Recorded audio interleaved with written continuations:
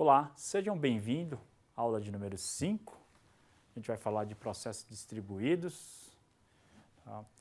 Lembre-se sempre de ler o livro-texto, tentar assimilar o que a gente está estudando, uma vez que essa disciplina é importante. Hoje em dia tudo é internet, né? Para eu chegar até aqui hoje para ministrar essa aula, eu usei o Google Maps. O Google Maps é um exemplo também de um sistema distribuído. Então, vocês estão vendo aí que o que vocês estão acessando hoje em dia, né, o WhatsApp, o Facebook, são todas baseados, né, todas elas aí baseadas em sistemas distribuídos. Então, isso mostra aí a importância, né, de vocês aprenderem e assimilarem bem os conceitos que a gente está falando aqui. Tá? A gente viu sobre a arquitetura descentralizada, arquitetura híbrida, em particular, na aula passada, e nessa aula a gente vai falar sobre processos distribuídos, tá? Capítulo 5 do livro, né? Capítulo 3 do livro, a gente vai inicialmente revisitar, né, esses processos de threads, as threads distribuídas, os processos cliente e os processos servidores, né?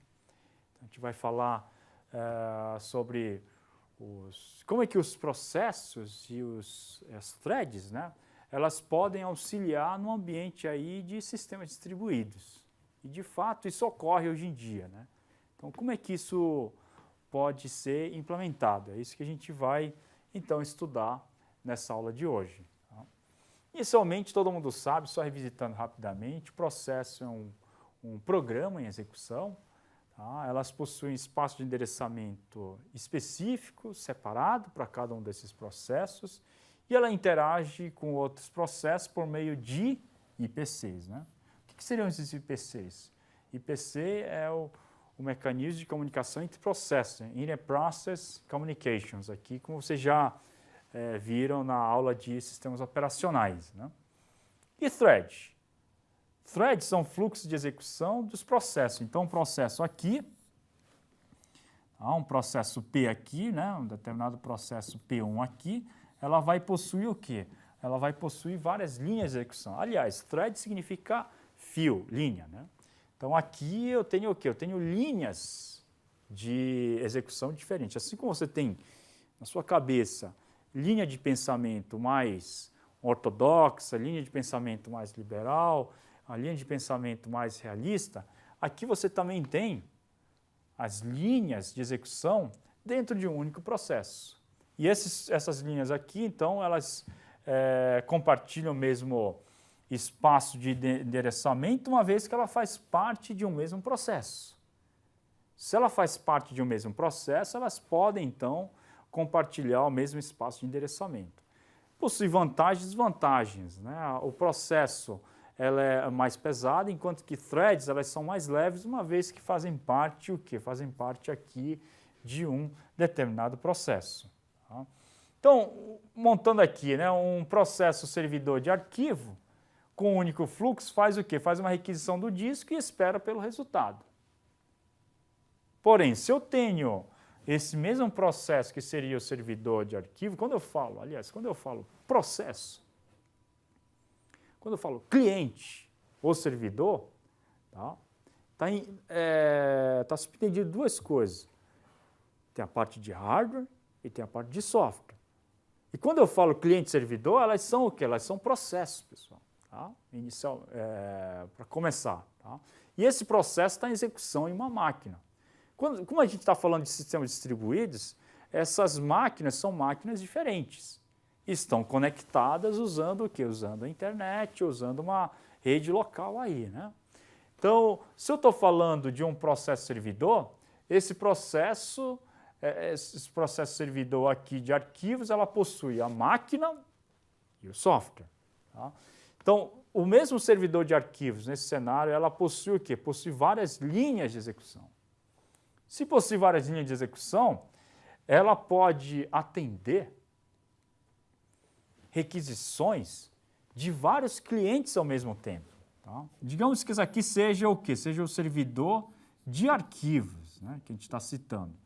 Se eu tenho várias linhas de execução nesse servidor, se eu tenho 4 aqui, ela pode atender 4 clientes ao mesmo tempo, fazer 4 leituras ao mesmo tempo. Não vou dizer ao mesmo tempo, concomitantemente. Fazendo o quê? Uma transparência, uma ilusão de que tudo está ocorrendo em paralelo. Mas, na realidade, ele está o quê? Ele está concorrendo pelo recurso computacional que seria a CPU.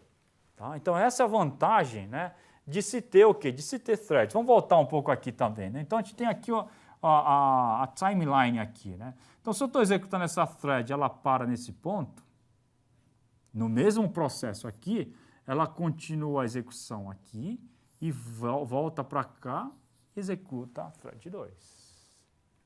Tá? Então, essa seria a diferença entre uma thread e um processo. Por que o processo é caro? Porque exige o quê? Exige mudança de contexto. Se você pula de um processo para outro processo A para o processo B, ela exige o quê? Uma mudança de contexto. E o que é essa mudança de contexto? Mudança de contexto é o que eu falei na aula de sistemas operacionais, né? É tirar a foto até onde ele executou, gravar todos os dados. Né? O que é esse tirar foto? Gravar todos os dados acumulados ou os dados temporários no disco, né? E assim eu posso recuperar esses dados que foram armazenados no disco, tá? E colocar de novo no registrador, assim como na memória principal, no momento em que eu tiver que voltar à execução de um processo. Então, vamos dizer assim, existem 2 processos aqui, o processo A e o processo B. Ele está executando aqui o processo A. Parou aqui a execução, grava os registradores do processo A, carrega os dados temporários do processo B, porque o processo B estava em execução, continua executando o processo B, tá? Só que o processo B ele para nesse ponto. O que ele tem que fazer? Pegar os dados do processo A, mas antes de pegar os dados do processo A, ele tem que gravar os dados do processo B para armazenar, carregar de volta os dados do processo A, para que ele então continue a sua execução. Em virtude desse processo aqui, o chaveamento de processo se torna um procedimento bastante caro. Tá? E aí surgiram o quê? Surgiram outras threads híbridas, que seria o quê? Que seria ter threads que não são mapeadas diretamente de um a um, né? São os lightweight process aqui, né? Então, uma thread aqui é mapeada num conjunto de threads aqui, tá? Esse conjunto de threads aqui, ela é mapeada o quê? Mapeada uma thread do nível do kernel. A gente viu na disciplina aí de sistemas operacionais, né? Bom, e agora vamos falar de threads de sistemas em ambientes de sistemas distribuídos, né? Vantagem dessas threads, ela permite o quê? Ela permite criar múltiplas conexões, cada uma dessas conexões dando auxílio para um determinado servidor. Então, o servidor de arquivos, se esse servidor de arquivo é monothread, ela só vai executar uma única tarefa. Se é multithread, vai atender a múltiplas múltiplas requisições ao mesmo tempo. Tá? Então, por exemplo, considere aqui uma requisição de um objeto. Uma requisição de um objeto que seria requisição de uma página web. A página web, ela possui o quê? Possui objetos, tá? Como um applet, possui texto, possui imagem, vídeo, som e assim por diante. Tá? Se eu tenho um ambiente multithread, tá? Cada uma dessas threads aqui, ela pode o quê? Pode carregar uma imagem, outra thread pode carregar o som, outra thread pode carregar a animação e outra thread pode carregar os textos. Tá? De maneira o quê? De maneira transparente, sem que o usuário perceba que isso está ocorrendo. Se isso ocorrer, se for feito através de um ambiente multithread, obviamente que ocorre o paralelismo e a página ela vai ser carregada mais rapidamente do que ter um único operário fazendo uma única tarefa. Tá? Aqui eu tenho múltiplos operários, múltiplas threads, tá? Fazendo o quê? Dividindo as tarefas entre eles. Então, numa página web, um carrega o texto, o outro carrega a imagem, o outro vai carregar o som e o outro pode carregar a animação. E assim eu tenho o quê? As threads podem ser um auxílio, tá? Para executar as páginas web, carregar as páginas web, né? Com os servidores multithread, então as requisições ficam mais rápidas. Existe também o quê? Os servidores no ambiente multithread, existe esse cenário onde uma thread despachante ela vai atribuir as tarefas aos threads operários. Tá? E se todas elas estiverem sobrecarregadas, aí a thread despachante vai executar a tarefa que ele estava tentando designar aí para a thread operário. Tá? Bom, falando um pouco de virtualização, né? Threads e processo, então, ela pode dar a ilusão de quê? Dá a ilusão aí de fazer diversas tarefas ao mesmo tempo. Esse é o trabalho de processo de threads. Tá? Em computadores com uma única CPU, como falei para vocês, somente uma thread ou processo ser executado de uma única vez.